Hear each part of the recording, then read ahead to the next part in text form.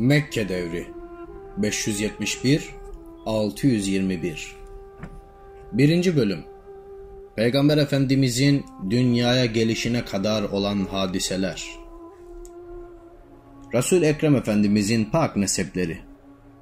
Cenab-ı Hak insanlığın babası Hazreti Adem'i yaratmıştı. Başını kaldırıp bakan Adem aleyhisselam arş-ı alada muazzam bir nurla bir isim yazılı gördü. Ahmet.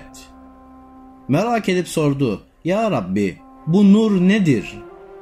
Allahu Teala buyurdu: "Bu senin zürriyetinden bir peygamberin nurudur ki onun ismi göklerde Ahmet ve yerlerde Muhammed'dir. Eğer o olmasaydı seni yaratmazdım."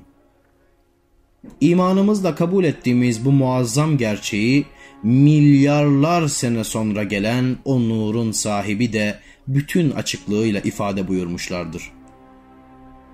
Bir gün ashabtan Abdullah bin Cabir radıyallahu anh, "Ya Resulallah," dedi, "bana Allah'ın her şeyden evvel yarattığı şey nedir söyler misin?"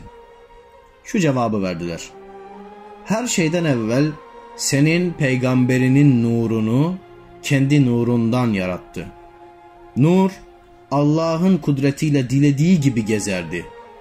O zaman ne levh, ne kalem, ne cennet, ne cehennem, ne melek, ne sema, ne arz, ne güneş, ne ay, ne insan ve ne de cin vardı. Semayı bütün haşmetiyle aydınlatan nur, sonra ilk olarak Hazreti Adem'in alnında parladı. Sonra peygamberden peygambere geçerek Hazreti İbrahim aleyhisselama kadar geldi. Ondan da oğlu Hazreti İsmail'e intikal etti. Peygamberlerin babası olarak anılan Hazreti İbrahim'in 2 oğlu vardı: İshak ve İsmail aleyhisselam. O, oğlu İshak'ın neslinden birçok peygamberin geleceğini Cenab-ı Hakk'ın ilhamıyla bilmişti. Ancak çok sevdiği Hacer'den dünyaya gelen oğlu İsmail'in neslinden peygamber gelip gelmeyeceği meçhuldü. Bununla birlikte ahir zamanda büyük bir peygamberin gönderileceğini de biliyordu. Bu sebeple de son peygamberin çok sevdiği oğlu İsmail'in neslinden gelmesini şiddetle arzu ediyordu. İlk banisi Hazreti Adem olan yeryüzünün ilk mabedi Kabe, uzun zamanın geçmesiyle yıkılmış, adeta yerle bir olmuştu.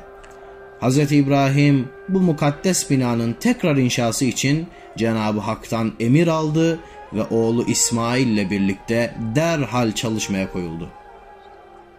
Kabe'nin inşası tamamlanınca baba oğul ellerini dergâh-ı ilahiyi açarak şöyle yalvardılar: "Ey Rabbimiz, neslimizden gelen Müslüman ümmet içinden bir peygamber gönder ki o onlara ayetlerini okusun, kitabı ve hükümleri öğretsin, onları günahlardan temizlesin."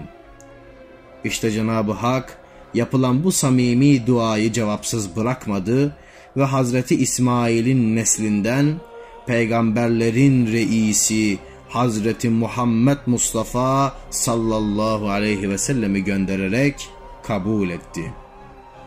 Bu gerçeği bizzat kainatın efendisi, "Ben babam İbrahim'in duasıyım" diyerek ifade buyurmuşlardır. Hazreti İsmail'in evlat ve torunları gittikçe çoğaldı ve Arap Yarımadası'nın her tarafına dağıldı. İçlerinden Adnan oğulları, onların içinden Mudar oğulları ve onlar içinden de Kureyş kabilesi diğerlerinden üstün ve farklı oldu.